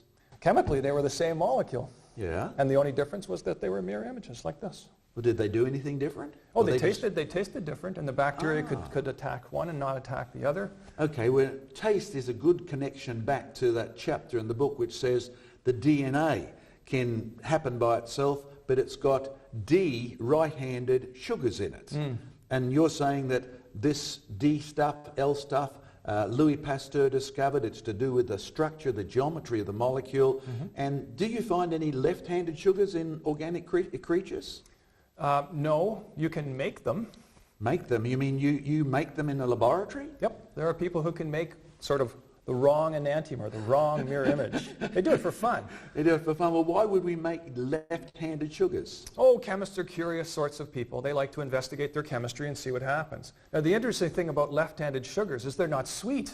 Okay, now that's a good concept, because I heard somebody say that these left-handed sugars are what you get when you get artificial sweeteners. Yeah, no. What they do there is that they oftentimes will use chlorinated glucose molecules, like Splenda, for instance, and it still has a sweet taste, but it doesn't get metabolized by your body very well. Okay, that's so why it they're not passes calories. through. That's right. And the left-handed sugars would also pass through your body because you can't metabolize L sugars very well, but they're bitter tasting. Okay, so they're bitter and they just keep going through, but that means your body, in order to tell the difference between the right sugars and the left sugars, as it were, you have to be preset. Oh, yes. You yourself are a chiral molecule, if I may say that. Oh, I'm not sure if that's a compliment or not, Ed. But the point that really just occurs to me is, in order for my body to detect these right-handed sugars, I have to have a computer calculation somewhere that is programmed to actually chemically detect them, correct? Mm-hmm. But this rings rings the bells about that's a design feature. It's absolutely a design feature. A pre-existent design feature. Completely. This whole concept of right and left-handed molecules, and how did something become only left-handed molecules, there's not one human being that knows why this happens. We can artificially separate left and right-handed molecules. Again, it's a lot of work, time, and intelligence. And the fact that we exist as human beings with all one type of enantiomer, or one type of left or right-handed molecule in us, screams of intelligence. It screams of a designer God. So the fact that we've got left-handed amino acids in our proteins, which time will not do, and the fact that we've got right-handed sugars, which time won't separate anywhere by themselves, and the fact that we've got both basically doubles the improbability of it ever happening by itself. Yes, I would agree. And the point that really did get to me, and I haven't thought of this till you brought this up, was that we have to be pre-programmed to actually recognize right-handed sugars, and that really is overwhelming evidence of God's genius as a program creator. Yes. We've been talking to Dr. Ed Kneeland, who's a professional synthetic chemist who glues molecules together, and the quicker he does it, the more he gets paid. And he's been telling us that time alone, millions of years, actually does the opposite of what the evolutionist tells us. You can only do it quickly, and you have to do it creatively. Well, if you've enjoyed what you've been hearing, there's more information on creationresearch.net. That's creationresearch.net. Or send your questions to info@creationresearch.net. Now, Ed, as we've been following through this sequence in many public high school textbooks and university college textbooks on where life came from, there's almost inevitably a mention of life coming from outer space, because we haven't seen it emerge down here. And in Australia, where I come from, there's some famous meteorites. And they say, well, the Murchison meteorite, from down south from where I live. Yeah. And they claim they found mixtures of left-handed and right-handed molecules on there, and the same is being stated about comets or asteroids and things like that. Now, it's an extension for sure, but what do you think of this, both as the reports originally and the chemical potential? Is it real? The first thought I have is, if people are grasping at straws trying to find other ways of putting amino acids on the Earth, then maybe Miller's experiment isn't so good and people know it. Secondly, when I see meteorites coming in through the atmosphere, they look kind of hot. I think I'd agree with that, yes. Yes, and we get back to the shelf life of chemicals. If you start heating chemicals to the temperature of a flaming meteorite, you're going to start breaking them down pretty badly. And I've read that report, at least one paper, where they were talking about parts per billion of only some of the amino acids. And they were, of course, racemic mixtures of amino acids, not just one mirror image and the other mirror image. So when you say they were racemic, were they 50-50? 50-50 mixtures of right and left-handed molecules. Like what happens to you when you're totally dead? That's correct. Because that's what we got to before. So again, to repeat the question, what do you think of this so-called possibility? Well, as a scientist, I would say it's a possibility, but it's a very, very remote possibility. I mean, think about parts per billion concentrations building up on the Earth, which then have to combine to make the right types of proteins, which then have to, et cetera, et cetera. So we're back to where we started. This is not going to happen on Earth. No, I don't think so. It's pretty remote. And as your old lecturer said, chirality begets chirality. So if you have 50-50 to start with, come on, be dogmatic. There is no known mechanism apart from intelligence to separate these out? You're dead in the water, John, if you've got racemic mixtures of molecules and trying to make one pure enantiomer. And again, time won't do it? No, time worsens it. Only process does it with an intelligent chemist behind it? Absolutely. And that's what you get paid to do? Apparently. Well, I'm glad you think apparently you get paid for using all this intelligent design, but back to our main subject, even these amino acids could somehow form proteins on planet Earth, even over time, what's going to happen to them next? Well, the proteins, if they get formed, are probably just going to degrade away with water being present. They'll hydrolyze. So why do your proteins last? But my proteins are already inside of a buffered solution, inside of a cell. They're protected. There's a whole biofeedback Hang on. You pathway. used a word the average person out there doesn't know. Buffered, what does that mean? A buffer is a solution that's very carefully controls the pH. That's the acidity or basicity of a solution. Chemicals are very sensitive to acid changes. Try putting some acid on your hand and see what happens. I've done that. The battery spilled on me one day. It hurt, didn't it? It sure did. Well, in our cells, we have to have buffered solutions. That is where the pH is controlled very carefully, because these beautiful protein molecules, if the pH changes, the acidity changes, they change their shape. They change their shape, they change their chemical reactivity, and that's the end of life. So to summarize where you've got to, there's no way the amino acids can form proteins no matter how long. There's no way the proteins can survive even if they were here unless they're in a pre-designed cell with a pre-designed buffer system with a pre-designed set of enzymes. It takes carefully controlled conditions to make the right proteins. And don't forget this enantiomer problem. If you start making proteins that have mixtures of right and left. That's the left-handed, right-handed stuff. If you start making them with right and left, you have a dead protein. Okay, so again that points back not to millions of years of evolution, but to God creating. I mean, there's no other way to say it. It's true. But the interesting question is, when I bring that up in my lectures, or I'm sure you have too, because you've lectured about creation on campus, correct? Yes, I have. And people automatically say, well, there must be a God if there's a creation, which is quite logical, that's where we're going. Yes. But why do the scientists keep insisting, given long enough, this process must have happened because we're here? From your experience as a professional chemist, a university professor, why do you think they are doing this, or what have you observed them doing it for? Well, two reasons probably. Scientists, first of all, like to have the five senses. If it can't be, the five senses, then people don't think it's going to exist.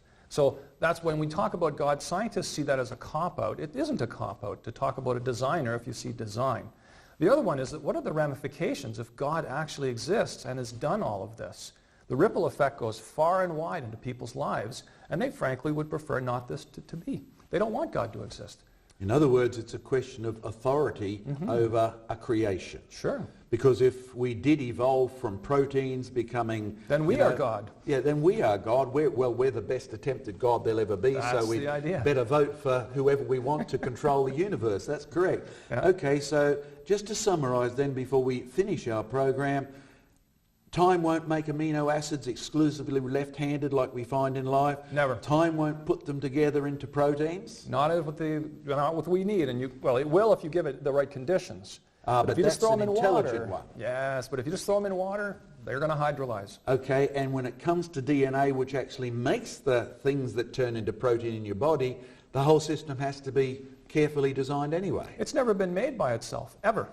So the more complicated life is discovered to be, the more genius it imputes to the Creator. Absolutely. I'm in awe of what is inside the cell.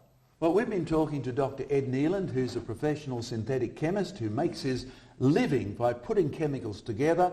And if you found today's program interesting, exciting, you can send your questions to info@creationresearch.net or go to our main website, creationresearch.net. And thank you, Dr. Ed. Thank you.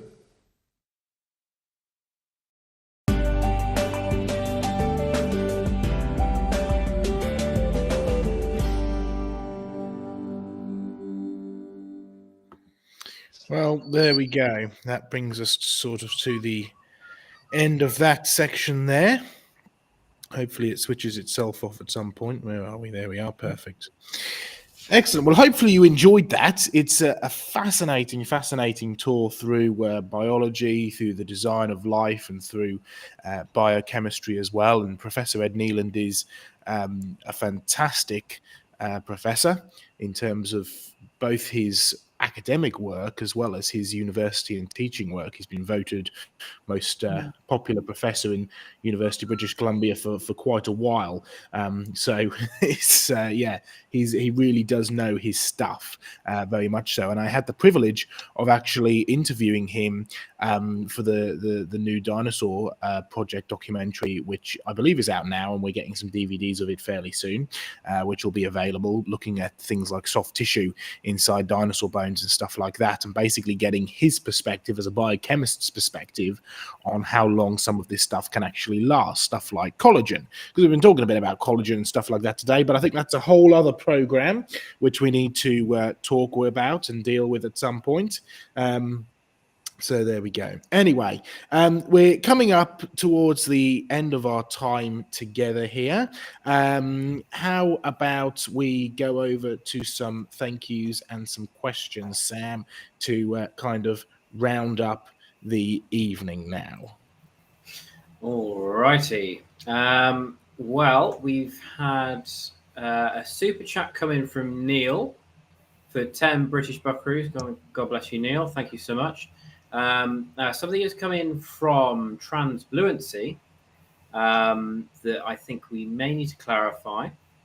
So Transbluency has said, I've gone back to the beginning of the presentation, that George Wald quote at the beginning, total misrepresentation.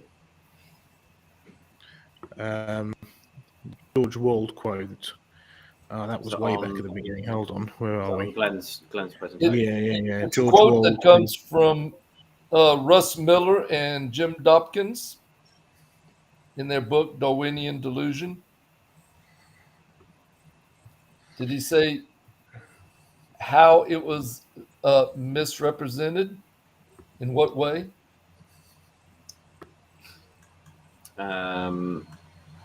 No, he did. He does not.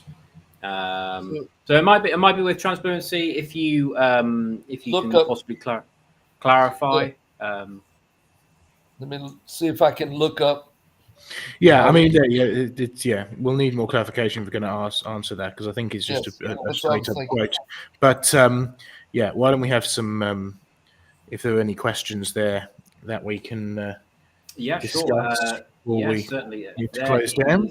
There's a question here from Brother Timothy.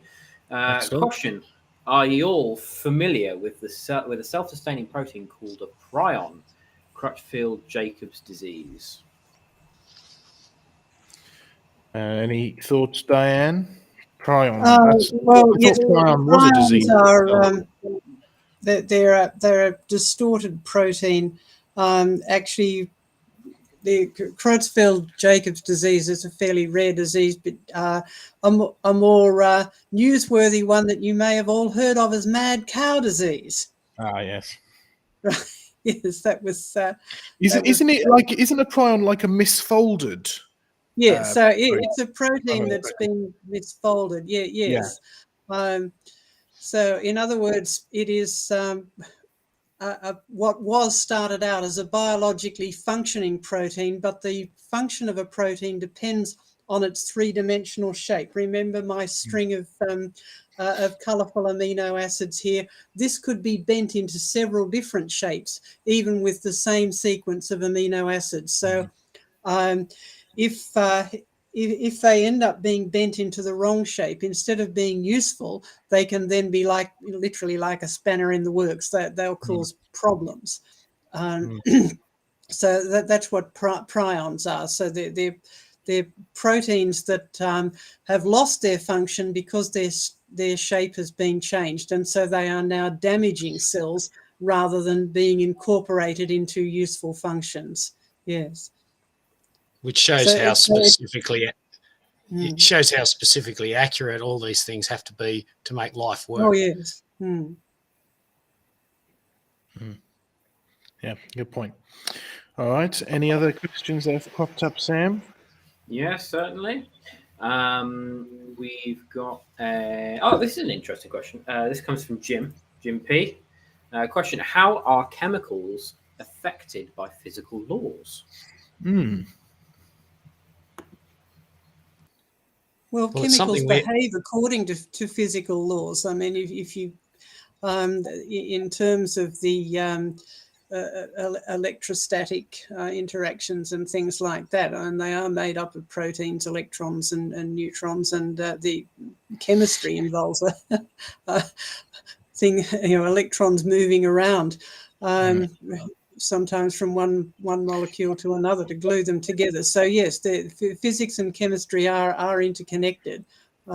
They have to behave according to the physical laws. Very good. Yeah, well, it's an area we haven't actually touched on much today. Haven't had a lot of time for it, but it's the whole idea of laws and rationality and even mathematics. I was actually watching Andy McIntosh's presentation at the Rocks Cry Out conference, which was a fantastic presentation. You can see it on YouTube if ever anyone wants to, and how mathematics is not material, yet it is it is something that's outside of just some sort of material universe, but it is there and it's real, and it can only come from someone that has designed it as such. So this whole concept of rationality and mathematics and laws is outside the material universe, but they're very much something that had to be created. Yeah. Yes, once the system is set up, it will work, but it doesn't set itself up. It's much like that whole concept of like when we talk about natural selection and stuff as well. It's something has to be there to exist. It doesn't explain how it came to be in the first place. The very fact you have selection means that something exists to select from. But yes, very good. Okay. How about one more? Sorry, go ahead. I found the reference out of Russ Miller's book. He talks about this. It says the utter failure of scientists to create life from non-life in the laboratory is a major problem for the philosophy of Darwinian-style evolution. What former Harvard professor and Nobel laureate George Wallace said about Darwinists continuing on is very revealing. And then he makes the quote. And George Wallace is also the one who makes the quote that's often used about time as the hero. Ed Kneeland made that comment in there. He used that quote. Wasn't it like a I'm trying to think back to it was. I think the original quote came from New Science, not New Scientist, but was it Scientific American or something? I can't remember. Anyway, It's regularly used by quite a number of evolutionists, but in fact, it's the opposite. We could do a whole program on that. In fact, time is the enemy of evolution. Yes, but yes, it is promoted as time being the hero of the plot. When it's the opposite. Yeah. How about we have one more question before we begin to wrap up? In fact, Sam, maybe if you want to finish up with some thank yous and the final question. Yeah, certainly. So we've had something coming from Stacey H. Good to see you, Stacey. $4.99 US buckaroos. God bless everyone. Hope all are doing well. Well, I'm okay. Joe's still wrangling with illness, and John is much prayer needed for John. He's currently dealing with a lot of personal things. So if prayers there would be much appreciated. We've had a super chat here from Ashley. $4.99 US buckaroos. Thank you so much. That last interview was devastating. I hope you put it on YouTube. If you do, I will share with other science teachers. Yeah, it'll either be up on our streaming side or it'll be up on YouTube. It's sort of up to John, but one way or the other, it'll be available to be seen for sure. Yeah. Okay. All right. Well, you'll have to watch this space, Ashley. Watch this space. It's not down to us. Do you want to do one last question? Yeah, might as well. One last question, and then we'll wrap up for the evening. Right, this one comes in from Shogiwara. Good to see you, Shogi. Has Creation Research looked at the science paper, The Wow Signal of the Terrestrial Genetic Code, Vladimir I. Shevaka and Maxim A. Some very Russian names there. I think I am familiar with it. I think they're from Kazakhstan, if I remember correctly. I think. I'm trying to think back to it. It's been a while since this. I think they said it was statistically so striking that its origin had to be that of a supernatural creator or something like that. But it's been a while since I've. Yes, but I think they preferred aliens rather than God. I think so. Yeah, I think they were much more. Yes, we did write about this quite a while ago. I'd have to go and look it up, but yeah. Yeah, it was. I remember. Yeah. I'm sure there was something about it. But anyway, the answer is we almost certainly have. Go to factfile, creationfactfile.com, or go to creationresearch.net and click on factfile, and there's bound to be something in there. If you stick in wow signal or alien signal or something like that, I'm sure it will. It'll pop up. But basically, that they recognised that there was information coming from somewhere that was not actually in that cannot be accounted for just by the chemistry alone. Yes. One of the other chatsters mentioned panspermia. I think I noticed there in the chat, which is basically the same idea.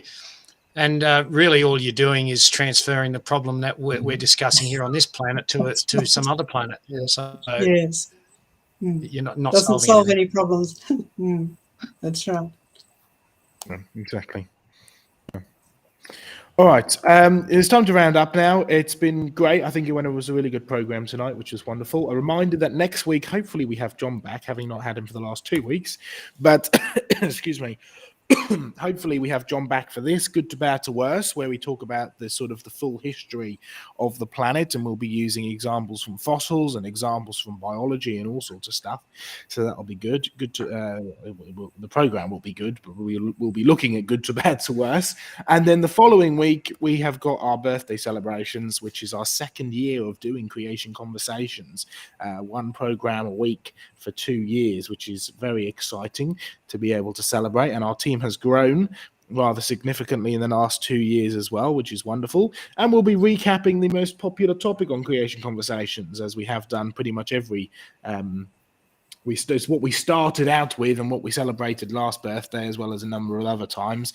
But we'll be looking at climate change once again, and some of the really up-to-date bits and pieces that have been in the media in the last little while. So that should be good. Make sure you do join us for those programs next week. Pray for John in particular, and that he would be able to come and join us again. Pray for all of us who are recovering from illness, as well as a very busy week that we have ahead of us, trying to get everything sorted out and continue with things like the museum projects that we have all around the world, and so on and so forth. So thanks all very much. Just a quick plug from me before we go. I am on SFT next week to do a talk. No, that's just clicked multiple times. I'm doing a talk on SFT next week. We'll be discussing multiple things. We'll be talking about the Genesis project, about the sort of behind the scenes aspects of that, giving you an update on that. Also going to be talking tech, about what kind of technology it takes to run a Christian ministry online, and also we're going to be talking about my new book that I'm writing as well, about sort of the themes of how to sort of find Jesus in modern cinema. So please do tune in for that. I have posted the link in the chat, but I will post it again, so you can feel free to wrap up whilst I grab that. Great stuff. Thank you very much. Right. Well, it's been good. We've been going for 2 hours now, so it's about time that we close down. So, any final words from the team? Well, thanks for watching. Come back again next week. Absolutely. Yes. Great stuff. A reminder that any questions or stuff that we haven't managed to get to, there have been a couple, we will deal with at a Q&A session, probably the week after our birthday celebrations. I think it's about time that we have a specific Q&A session for there as well. Sam has just posted the link, so that's great. You've got a copy of that. Goodbye, everybody. God bless, and we will see you next time.